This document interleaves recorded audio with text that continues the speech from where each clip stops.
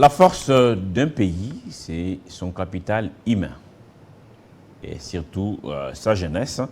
Cette jeunesse que l'on trouve dans des partis politiques, cette jeunesse qui suit des leaders religieux, ils sont nombreux ces jeunes qui sont dans toutes ces organisations, mais pour quel apport? Alors, sur ce plateau, avec nous, Prince Ngandou, activiste, jeune Elembo Yamboka. Bonjour et bienvenue. Bonjour, Monsieur Christian. Elembo Yamboka, ça veut dire quoi? Elembo Yamboka, c'est une activité que l'Église de Réveil en sigle organise via le biais de son chef commandeur, l'évêque général Dodo Kamba, pour ce samedi 16 au stade Tata Raphaël. C'est un rassemblement de jeunes où nous allons prier, nous allons chercher Dieu pour essayer de sauver la nation face à tous les enjeux qui arrivent.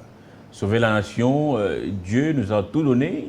Il y a des hommes d'église qui pensent que Dieu a déjà tout fait. Maintenant, c'est à nous, n'est-ce pas, Congolais, de faire notre boulot.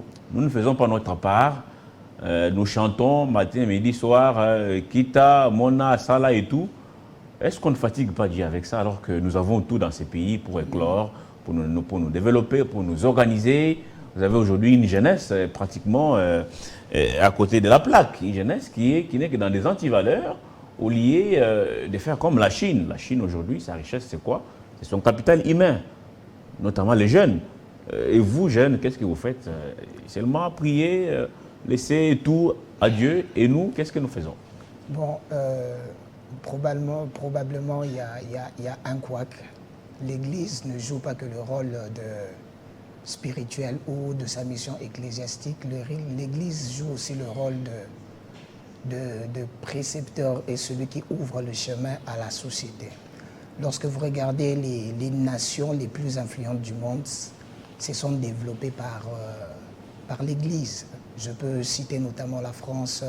La révolte a commencé de l'Église. C'est pour dire que les hommes d'Église ont un rôle imminent à jouer sur l'influence de comment peut être conduite une nation. Notamment, je me rappelle quand nous étions petits à l'école, on nous enseignait qu'il y avait trois milieux éducatifs. La maison, l'école et puis l'église. C'est pour dire que là où la maison échoue, là où l'école échoue, l'église peut recadrer, l'église peut sauver. Mais au regard de ce qui se passe dans notre pays, vous ne pensez pas que l'église a joué un autre rôle que ce qu'on attendait d'elle? Cette église aujourd'hui, déjà je ne sais pas combien d'églises on a au pays. Chaque avenue, il y a une église avec des révélations. Ça donne du monde, les femmes, les hommes, les jeunes, parfois avec des réunions de prière, même au milieu de la semaine. Vous trouvez les lundis, un lundi comme ça, à 8 h, il y a les cultes, lundi, 8 h. Et tout ça, vous pensez que c'est le rôle que devait jouer l'Église pour contribuer au développement d'une nation?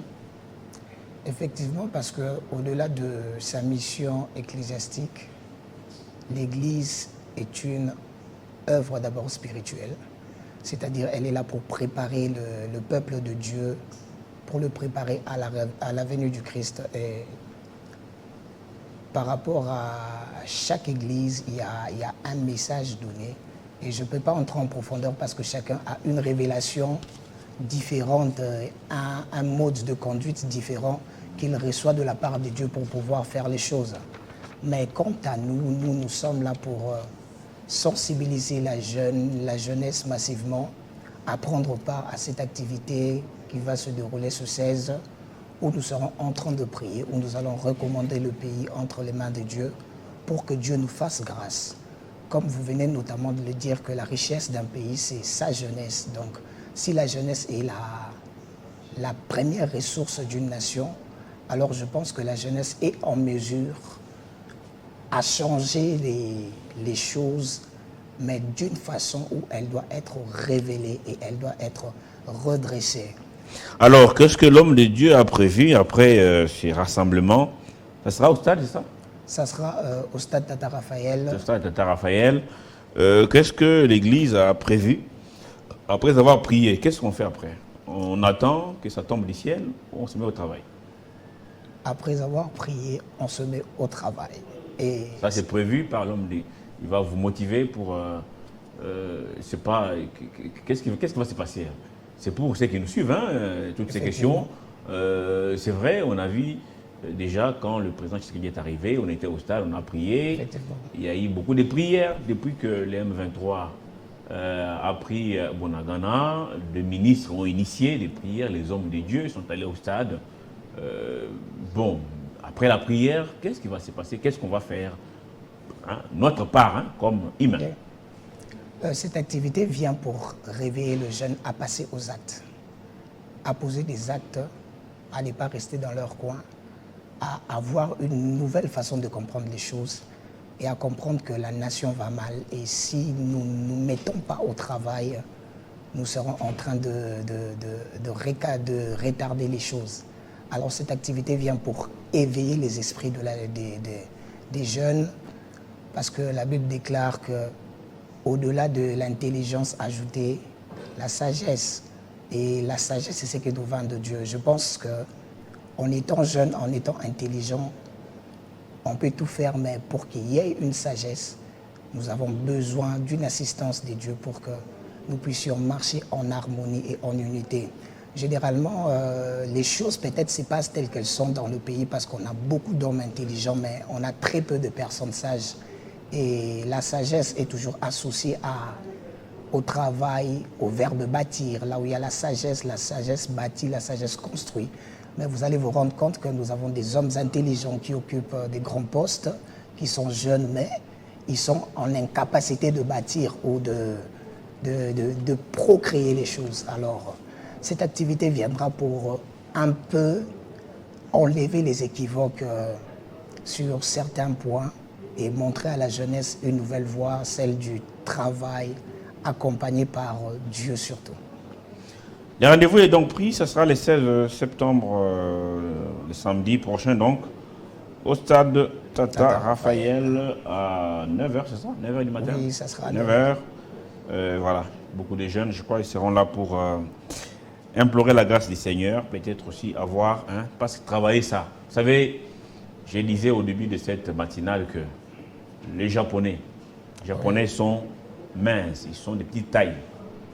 Ils sont minces, courts, mais ils nous fabriquent des choses. Si vous avez un véhicule fabriqué au Japon, d'abord, il vous dire longtemps, et puis il consomme moins. Ils nous ont fait des merveilles. Nous autres, c'est chaque matin, Bibende égale les bras, mais la tête est vide.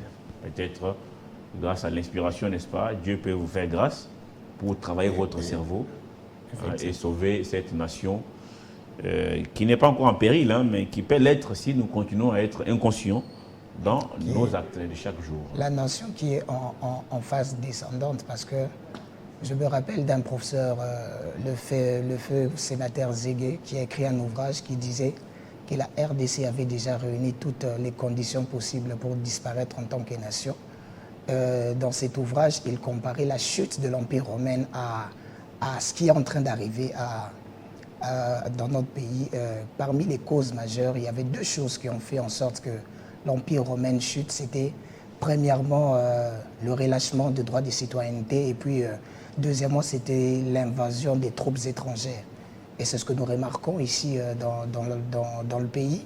Il y a beaucoup de jeunes qui ne savent même pas être patriote, c'est quoi? Parce qu'il y a un relâchement déjà depuis le bas de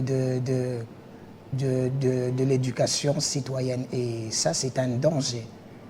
Et par rapport à ça, nous voulons non pas seulement nous limiter sur l'aspect spirituel, mais nous voulons accompagner la jeunesse. Nous voulons jouer un rôle de régulateur, un rôle de médiateur pour aider aussi les jeunes à comprendre certaines choses et pour trouver une harmonie pour que la nation puisse avancer.